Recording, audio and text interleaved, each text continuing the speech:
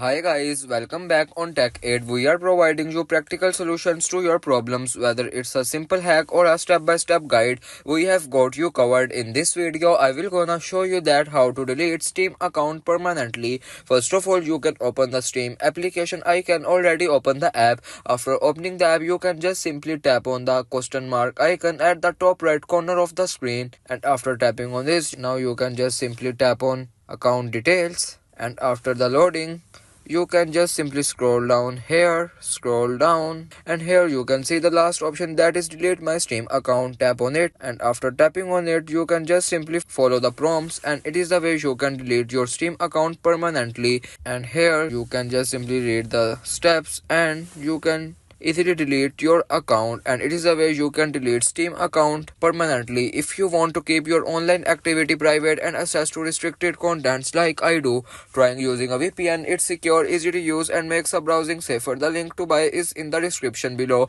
If this tutorial helped, don't forget to like the video and subscribe for more practical solutions. Got questions or need extra help, drop a comment below and we will be happy to assist. See you in the next one. Thanks for watching.